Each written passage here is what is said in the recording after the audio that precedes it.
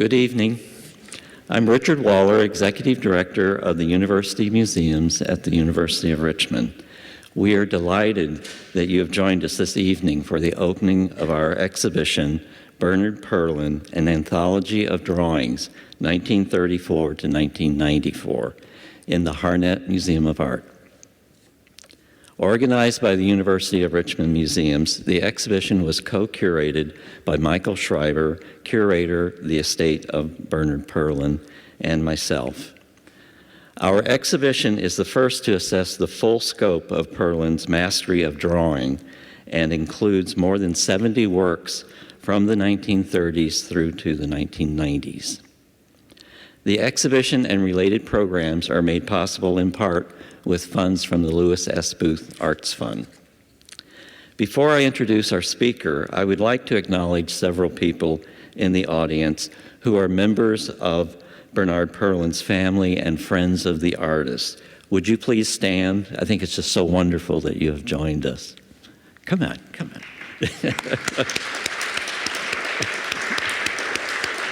And friends, yes, indeed, yeah.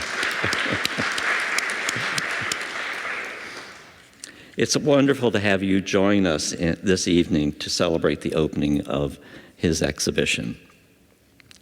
It's my very great pleasure to introduce our guest speaker, Michael Schreiber. Mr. Schreiber is a teacher and writer based in Chicago. He is a special education teacher working with children and young adults with autism and other developmental challenges. As curator for the estate of the artist, he has organized several exhibitions of the artist's work, as well as an online gallery, bernardperlin.com. The accompanying book for our exhibition, titled One Man Show, The Life and Art of Bernard Perlin, is Mr. Schreiber's first book and is the first monograph on the artist, which is quite wonderful. This incredible biography is 272 pages long and contains many images of Perlin's paintings and drawings, along with photographs of the artist and many of the people that were important in his life. The book includes extensive interviews Mr. Schreiber had with the artist. Unfortunately, we had hoped to have advance copies available tonight, but we will be getting copies as soon as they are available. And so please, and we have a card that kind of directs you to Amazon.com as well for advance copies. His talk this evening is also titled One Man Show. Following his lecture, we will take a few questions, and then please join us for the reception and to see the exhibition of drawings by Bernard Perlin. Please join me in welcoming Michael Schreiber.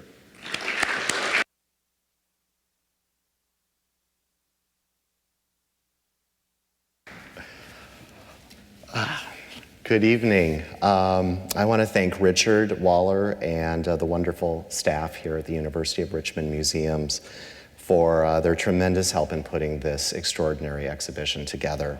And to all of you for coming out this evening to join us in exploring the art and the life of Bernard Perlin, my friend. I'm very excited to be here in Richmond talking about Bernard, for it was here almost 100 years ago that his life and his artistic career began. So it is very fitting and wonderful indeed that the Harnett Museum here in Bernard's beloved hometown is showcasing his work in this way. It's, as Richard mentioned, the first retrospective of Bernard's works on paper.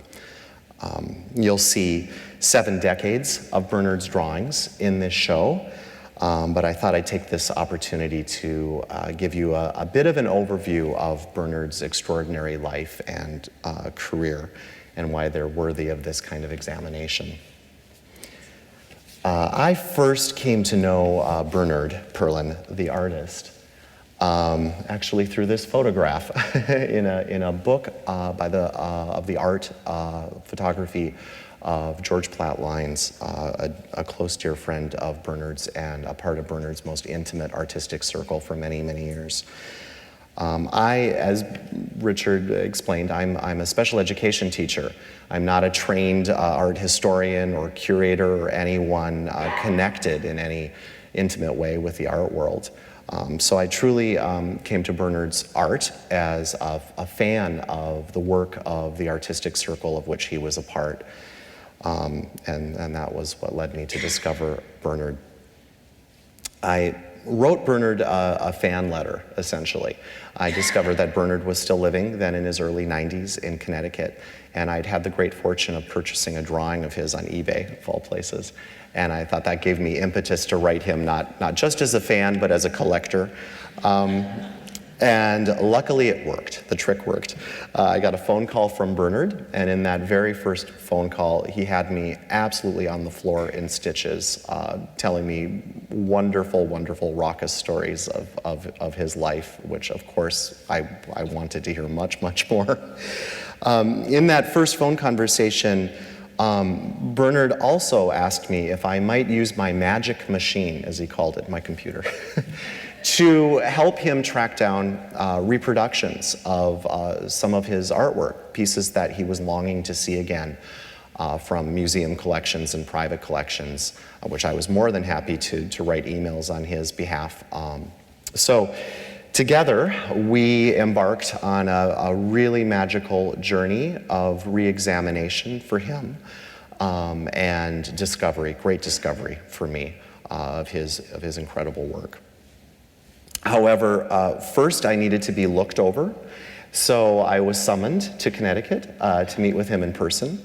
And it was our first evening together of glorious talk, and my introduction to Scotch drinking ended at 3 in the morning with one of us in a potted plant. I will not tell you which of us it was, but needless to say, someone's medical alert button went off and the phone was ringing, and this was my introduction to Bernard's family, who happily forgave me. In the 3 years that followed until Bernard's passing at the age of 95, I became a very privileged audience of one, hearing his wonderful stories about his life and his art. I began recording these, and these interviews are what now comprise the text of the book, One Man Show, along with many, many examples of his art. Bernard was a rare human being who had the courage to live his life in his own way, and I was very privileged to be in his company, and I learned so much from him about living life, about embracing life, about being a creative person, about being connected to other human beings. And Bernard was a very connected person to some really incredible people throughout his life. And we'll cover a few of those people in this talk. Here's little Bernard in Richmond. Bernard was born here in November 1918, just 10 days after the armistice that ended World War I. He came from a family of Russian Jewish immigrants. Bernard's grandfather and his father both were master tailors to the wealthy ladies of Richmond in the early part of the 20th century. One of both of his grandfather's and father's clients was Ellen Glasgow, the noted Richmond author.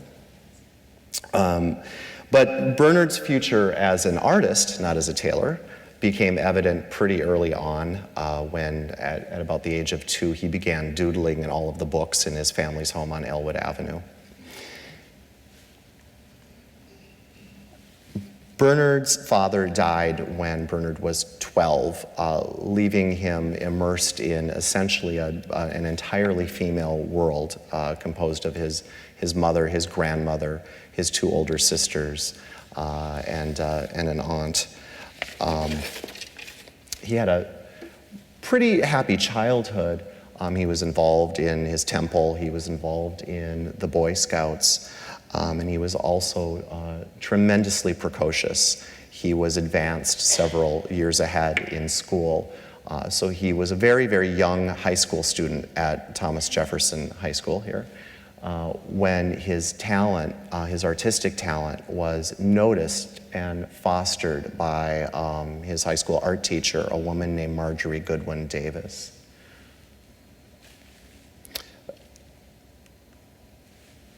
These are two very early examples of Bernard's work. His drawing Orchestra was actually his first drawing. He snuck backstage at a performance of an orchestra here in Richmond and made this drawing in Marjorie Goodwin's class. The Roses was his first painting given to a teenage girlfriend, and her family still have this painting and cherish this painting. Bernard graduated in 1934 at the age of 15, not quite 16, and Marjorie Goodwin summoned Bernard's mother to her classroom and told her that whatever she did, whatever she had to do, she needed to get Bernard to art school in New York. And so that's exactly what Bernard's mother did. She rented out their home in Richmond, and together with his grandmother, they moved to Newark, New Jersey, where Bernard's older married sister was already living. They lived in the same apartment building as his sister. And Bernard began commuting each day into New York City to art school.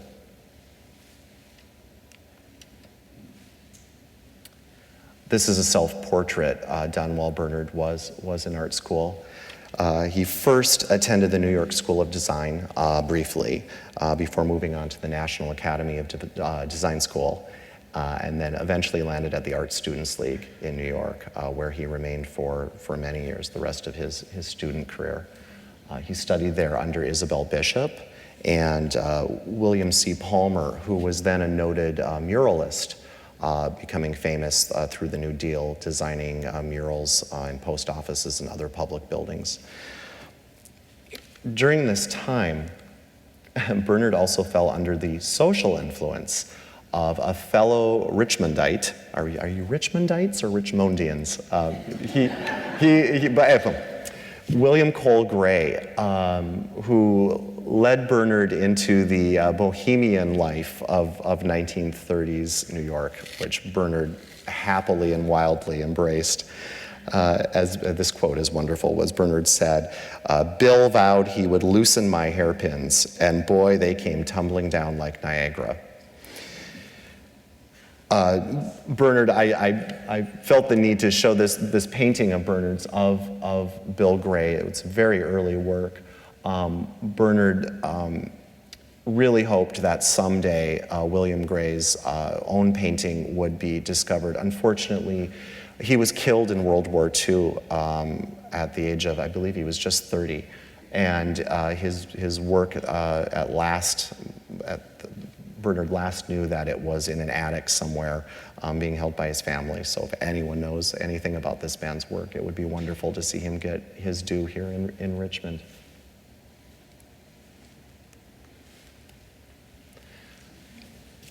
Bernard was, in 1938, awarded a Kosciuszko Foundation scholarship to study in Poland for a summer. At the Kosciuszko Foundation ball, he designed murals for their pageant prior to leaving on his trip for his scholarship. At that pageant, Bernard met the noted actor Vincent Price, who was performing in the pageant as George Washington. So Bernard's first meeting with Vincent Price was a Price dressed in a powdered wig and with a tricorn hat, and they had a drink together at the bar. Price was, throughout his life, a great supporter of the arts, a tremendous art fan. And he noted Bernard's talent and gave Bernard his very first commission. That was to paint a mural of Adam and Eve over the bathtub in Price's small New York apartment. He was then appearing on the Broadway stage. So Bernard had a key while Price would be, at matinees or at rehearsals, and Bernard would straddle the bathtub with a cat under, or sometimes Price running home between performances, laying in the tub while Bernard was working on his painting. But Price remained a supporter of Bernard's work throughout the years, buying numerous paintings, and they were close friends. This is an extraordinary portrait that Bernard did later in the 40s when Price was appearing in the play Gaslight on Broadway, and this is now in the National Portrait Gallery collection in Washington, D.C. Bernard's trip to Poland awakened him. This was just a year before the German invasion of Poland, but it was already quickly shifting German in sentiment and definitely in presence. Bernard spent some time in Danzig, and although Jewish, Bernard was blonde and blue-eyed, so he passed. He told me how he registered at the hotel, not revealing that he was Jewish and faking his identity under a huge portrait of Hitler. And that night from his window, while watching unfortunate Jewish youths being chased through the streets by a group of Nazi youth, he was offered a scholarship by the Polish Academy to remain in Poland to be classically trained. They too noted his tremendous talent. But Bernard wisely decided to get out of Poland at the advice of various Jewish people he met there who warned him of the looming threat. But also Bernard was anxious to get back to his studies and his wonderful wild social world in New York City. And wonderfully so, because shortly after returning to New York, Bernard entered a U.S. Treasury Department competition for post office mural designs as a class exercise. He just did it as a class exercise, but surprisingly and wonderfully, he won second place in the competition and was awarded the commission to paint a mural for the South Orange, New Jersey post office. And this mural is still at the South Orange post office. And this is a recent photo of it. It's darkened quite a bit with age, but it depicts the outdoor activities of South Orange, it's called. South Orange then was a fairly affluent community. But Bernard, in his sense of awakened social conscience, decided to depict the dichotomy of rich and poor, and inserted some African American participants in this scene.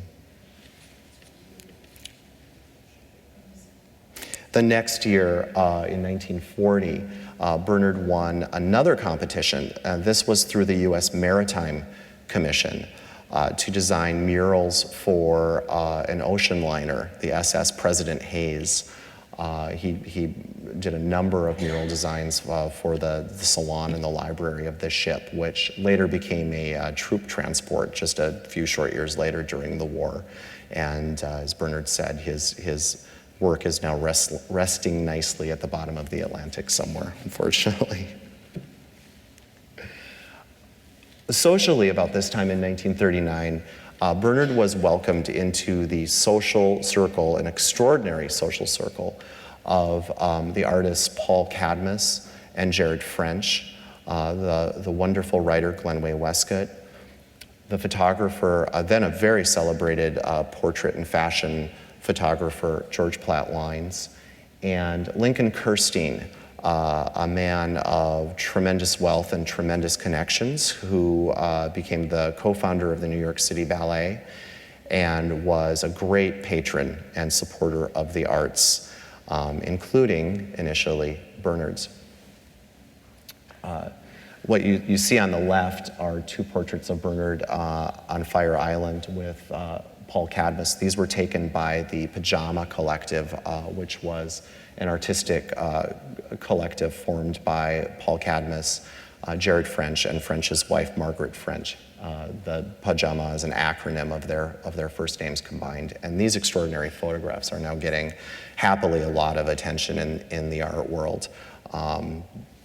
At the portrait of George Platt Lynes is by Bernard. And this was done in silver point. Through Lincoln Kirstein, Bernard was first introduced to the technique of silver point drawing. It's a very, very, very old technique dating back to the Renaissance. Highly specialized.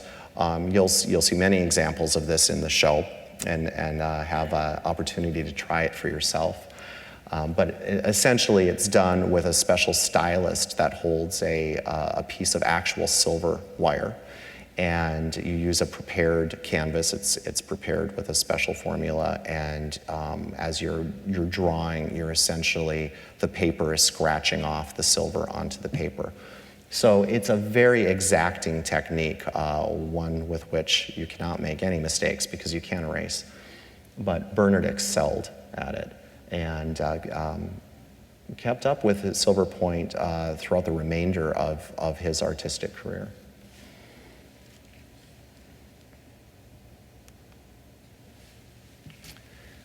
In 1942, through Lincoln Kirstein, Bernard was hired to do an emergency salvage job on a propaganda poster for the Office of War Information in Washington. The United States had entered the war just a few months earlier in December, and a program was sponsored through the government for this kind of work, the development of American propaganda posters, and they hired extraordinarily talented people. The head of the graphics department of the OWI was an artist, then very, very celebrated, named Ben Shahn, who was a social realist painter, a very extraordinary painter, whose work Bernard tremendously admired. Bernard revered Shahn's work. So to have the opportunity to meet Shahn and do this fix on a poster was a tremendous opportunity. Shahn loved what Bernard did with the poster, but more so, Shahn loved a little silver point drawing, and it's in the show tonight, of a dead girl. And in fact, Shahn tried to work this into a poster for the OWI. It was never produced, but you see here the mock-up. Shahn was attempting to do a series on the horrors and the deprivations that the enemy would inflict upon American troops. Shahn hired Bernard full-time as a graphic designer with the OWI, and for the next year, Bernard worked under Shahn, learning techniques in tempera painting, certainly coming very much under Shahn's influence, his social realist perspective. Bernard worked on a number of posters by other artists in varying capacities, but several of Bernard's own posters were produced and have now become iconic images of American propaganda and World War II.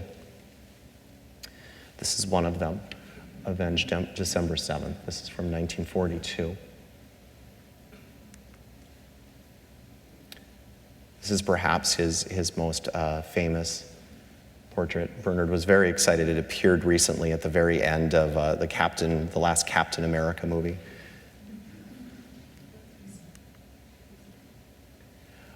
You'll see these in the show. We have the advantage of having a drawing mock-up of this particular poster in the estate collection. So you can see the slight variation in what ultimately was produced. This was another wonderful poster, tying the American war effort back to that good old revolutionary spirit. This painting was reproduced. Bernard was away at the war by this point in time, but this painting was reproduced by theater painters, scene painters, and largely and hung in Union Station in Washington, D.C. And the very noted, wonderful photographer Gordon Parks, who worked briefly for the OWI, documented the painting. This is a very, very fun story, very delicious poster. Although by Dali, it was mocked up from Bernard's original sketch. Dali worked briefly for the OWI while he was in exile, designing propaganda posters, including this one. You'll notice the trompe-l'oeil effect of the two women. This poster was an anti-venereal disease poster. It was meant to warn, our young innocent boys going overseas about the dangers of loose women. Bernard said when the OWI got the painting back from Dali, he had painted it with as though a kind of Vaseline. He said it was covered in a slimy veneer, and it was reproduced and then put in the OWI storeroom. At the end of the OWI, when Congress defunded, unfortunately, the OWI in 1943, Bernard thought he should go liberate this painting and bring it home. But Bedshaw stopped him and warned him that it was federal property, and so he should leave it alone. Unfortunately, it's probably somewhere in a storeroom in Washington, D.C. Hopefully it'll see the light of day if the slime hasn't all dripped off of it at this point. Well, as I mentioned, the OWI was defunded, but Bernard was not idle for long. In 1943, with the support of the War Department, Life magazine launched a program and hired 19 civilian artists as war correspondents, 17 of whom were selected directly by the War Art Committee. Bernard was one of those 17. He was initially assigned to Eritrea in the Middle East. He went to Eritrea, but there was no war happening in Eritrea, so he drew some bushes, which were heavily censored. And then Life parked him in their suites at the fabulous Shepherd's Hotel in Cairo and promptly forgot about Bernard. So Bernard spent 6 months living the high life in Cairo, which he described as a sort of Vegas meeting point for troops from all over the world, going on to one theater of war, coming back from another theater of war, and everyone bent on having a very, very good time, of which Bernard partook. While he was there, however, he did do some art making. He drew a portrait of Winston Churchill, who was there appearing at the Cairo, it was there for the Cairo conference. Also some Yugoslavian refugees, including their young king and various generals. But feeling guilty after some time of his wonderful life of debauchery, Bernard heard about missions into guerrilla missions into Nazi-occupied Greece. So he embedded first with a group of Greek guerrillas onto the island of Samos. They snuck in at night to deliver information and arms to Greek guerrillas. Unfortunately, they were fairly quickly ambushed by the Germans, and the squad split apart. He said the men threw down their rifles and ran. Bernard was separated with the injured captain of the brigade and one other man, and very, very dramatically hid in a series of caves until they found on a mountainside a small hut with a light on, and in it were two orphaned children who led them to another cave and then to a mountainside where they awaited during a very, very cold night for a hopeful rendezvous with their ship. This is a painting Bernard made of that experience directly after the war. To stay warm through the night, Bernard and the young girl huddled together for warmth. He originally called this painting The Sleepers, but after the fact decided to rename it The Lovers, recognizing the tremendous act of love this young girl had given to these wayward troops and helping them escape. This is at the Museum of Modern Art. When Bernard originally painted this, he had painted the figures as well as all of the weeds in tempera, but he didn't like how the figures had come out. So he washed them out thinking he would redo them, but when he washed them out, he discovered that they had been stained onto the paper underneath, and so he left it that way. It's very haunting. Bernard returned to Cairo, and then soon he went back to Greece on another mission, this time with a group of very cutthroat British commandos. They were warmly greeted by a group of partisans who insisted that they join them on various raids on Nazi garrisons.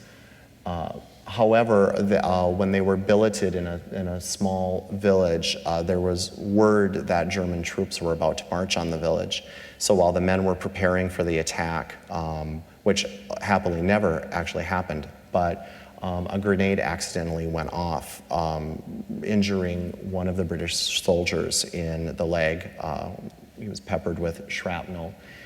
And this became a harrowing adventure for all the men involved. Bernard became the man's nurse, sat with him through and participated, in fact, through a makeshift amputation, which these paintings for Life magazine depict. And so you see the amputation, and then the scene depicted in the recovery room. Thousands of, well, perhaps not thousands, but hundreds of villagers came from the surrounding countryside on a daily basis, bringing flowers and food for the wounded British soldier and for the men. This is a very difficult painting, but a very important painting for Bernard. He considered this his first serious work of art. This was done immediately after the war, back in New York. And this depicts the amputated leg. It was done as a way to exercise for him to some degree to purge that horrific experience, although of course it stayed with him through the rest of his life. On the left is the young man, Boston, and the scene on the right depicts eventually their escape on a small ship, and as they sailed off to Crete, they encountered a U-boat and went through further adventures. Bernard told me that for a little boy from Richmond, it was all movie adventure stuff. These paintings became a very powerful series in Life magazine within a few months of Bernard's return to New York.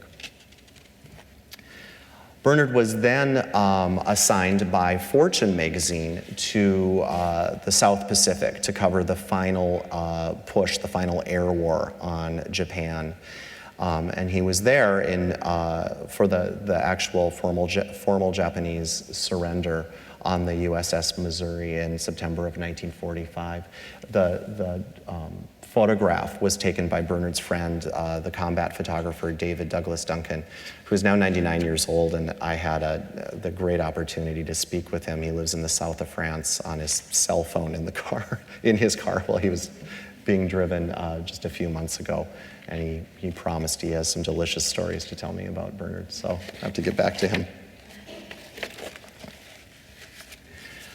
Bernard then stayed on to paint and illustrate scenes of the war's aftermath in Tokyo and other parts of Japan, after which he went on to Shanghai for some time to paint and work there. With the war now over, Bernard returned to New York, first painting those two last war pictures that he considered his first serious works of art, and then began painting his surroundings, the Lower East Side of Manhattan, again, very much under the influence of Ben Shahn, casting a very social, realist eye towards his surroundings. This is a wonderful painting of vacant lots. This is probably Bernard's most well-known painting, depicting two Orthodox Jewish boys on a subway platform at Canal Street in New York City, with its very haunting resonance of the Holocaust, with its depiction of these very anxious boys, the symbolism of the train tracks, the names etched on the wall behind them, and of course, if you look carefully, you can see swastikas on the wall. This painting was first shown at the then renowned, not so much anymore, Noodler and Company, noted gallery in New York, who held Bernard's first one-man show in 1948. And from that show, this painting was purchased by Bernard's patron, Lincoln Kirstein, who later gave it to the Tate Museum. And it became the first American work since Whistler that the Tate admitted. It's remained a very popular work in England. Posters were made of it recently and distributed to schools for an art program. This is of particular interest to Richmond. Bernard was continuing his work as a magazine illustrator, and this was a national ad campaign Bernard was a part of for the Container Corporation of America. He was selected to represent the state of Virginia, and so he painted this little portrait of a fond memory of these African American women who would bring flowers in to sell at the Richmond market on weekends. Bernard continued his work in portraiture, Silver Point. These were well-known literary portraits that he did. Bernard's dear friend, Martha Gellhorn, the war correspondent, and another lifelong friend of Bernard's. This is a later portrait, but I included it here just as in a roundup of portraits of Truman Capote. Bernard then went to Italy on a variety of scholarships and fellowships for 5 years, where he painted, and decided to leave behind the social realist work that he had been doing, and consciously paint a beautiful picture, escape the horrors of the war and the very real worlds he had been immersed in New York City. And so his first painting, as though a rebirth of his artistic career, was a painting of a teenage Adam and Eve. This work now placed Bernard in the company of a group of painters called the Magic Realists, who were known for depicting scenes of real objects, real figures, but in a sort of a magical way, placing the rational within the world of the magical. Bernard loves suspending objects as though they're floating in water or in air. These were just items that he would get at a local market and bring back to his studio and paint. The jacket is another extraordinary example of this work of his from Italy. This is another very well-known painting of Bernard's at the Smithsonian, The Farewell. And this is one of my all-time favorites of Bernard's work, The Shore.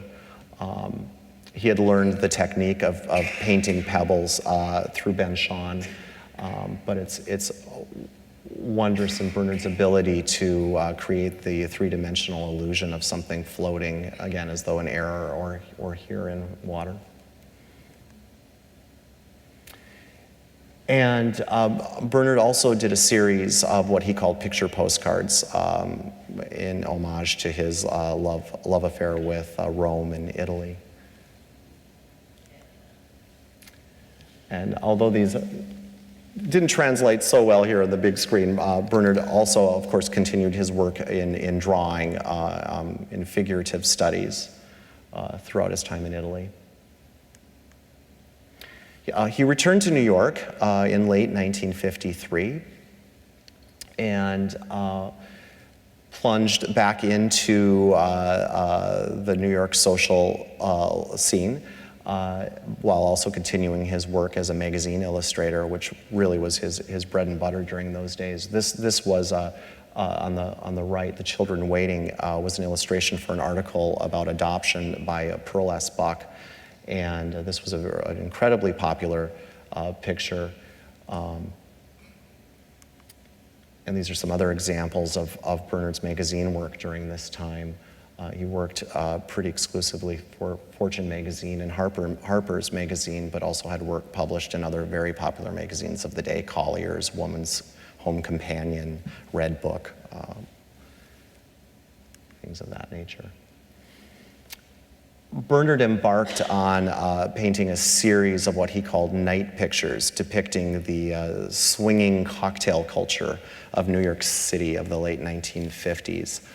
He painted a series of paintings of people in bars, in nightclubs, of jazz musicians.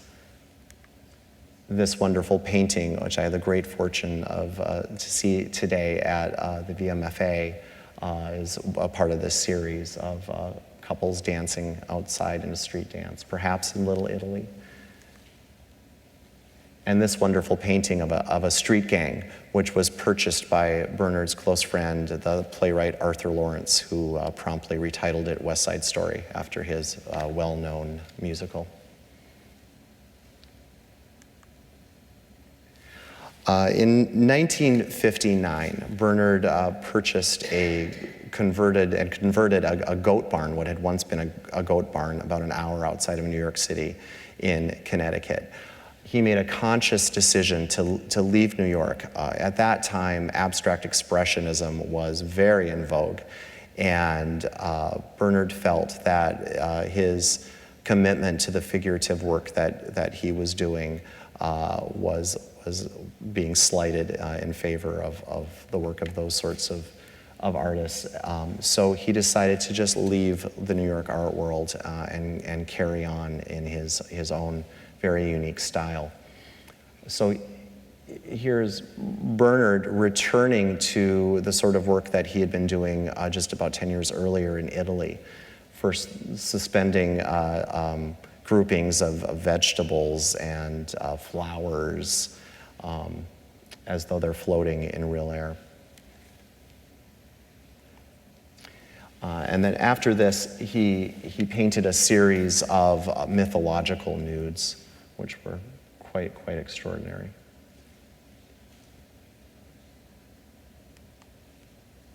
While continuing his work as a magazine illustrator, the divorce is really a delicious picture depicting the tremendous burden of the man in the divorce settlement. The illustration to the right has become another of Bernard's most well-known works. This was originally commissioned by Time magazine for a cover, but at the last minute, as Bernard said, the Russians invaded somewhere or other and it got bumped.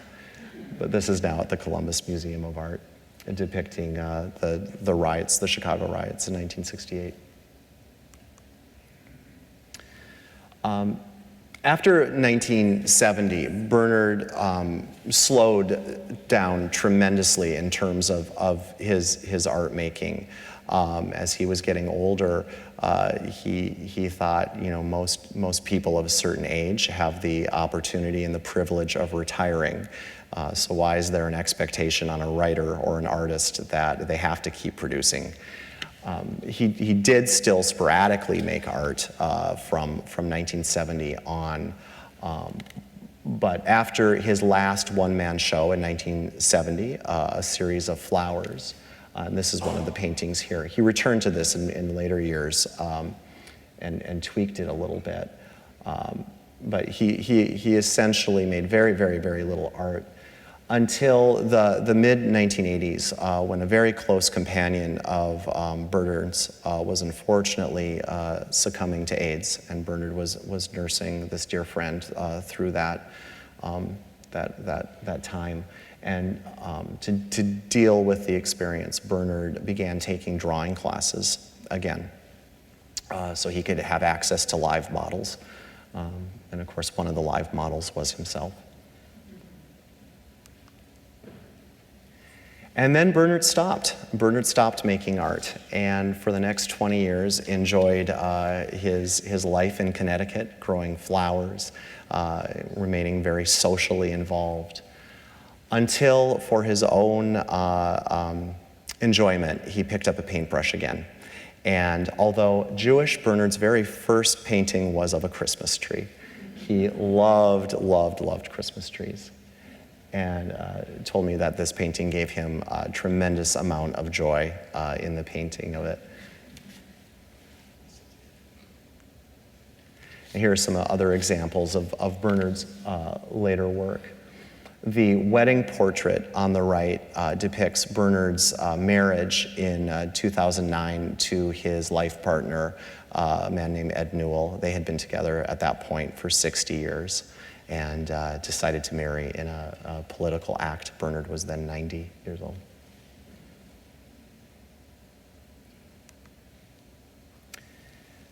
And this is Bernard. This portrait was taken, or photograph was taken by my husband Jason during Bernard's last summer.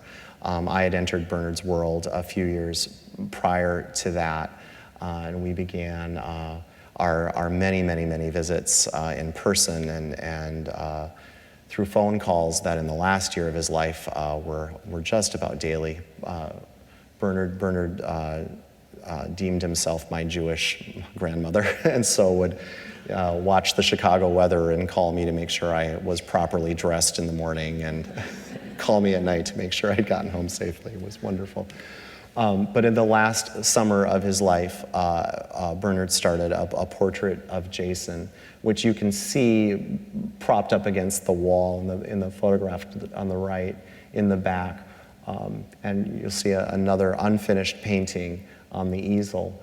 These were the works in his studio at the time of his passing in January 2014.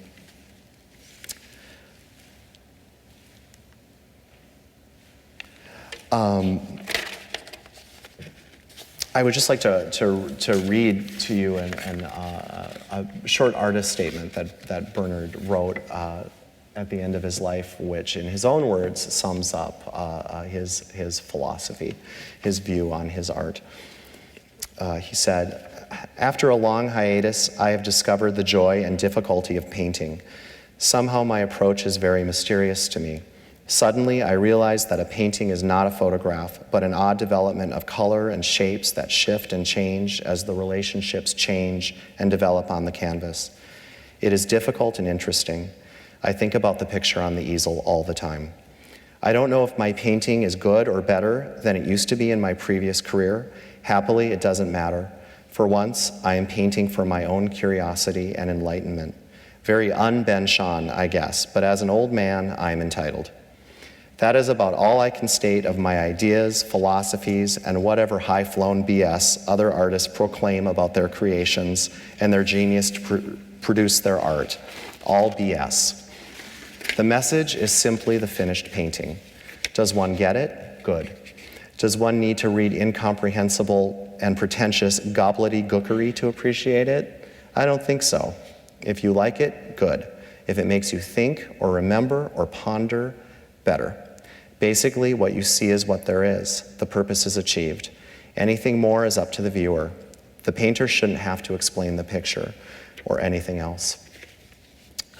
I would just like to sum up by saying that as an artist, Bernard Perlin committed to canvas his moments of emotional memory, but in a way that was amplified and illusionary, so that effectively anyone who observed it could feel something larger than life about it.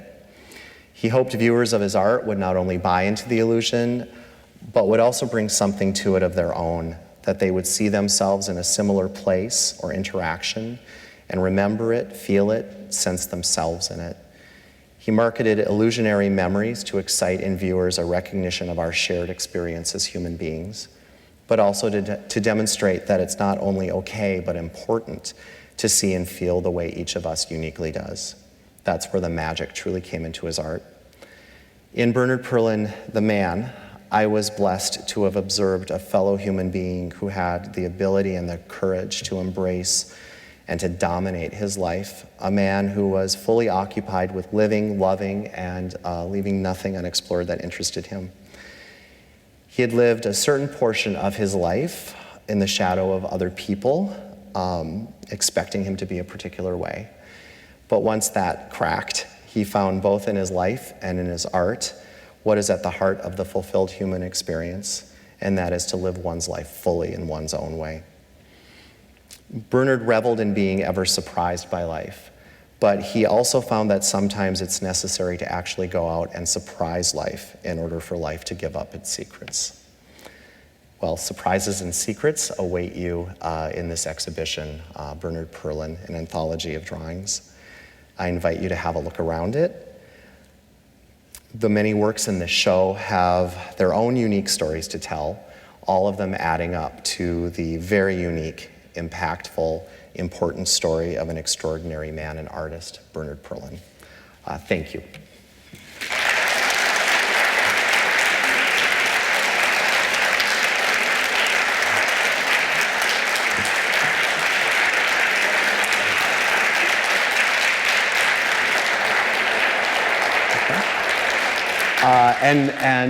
Now I guess we have some time for a couple of questions, about 2 questions. Anyone wants to ask anything?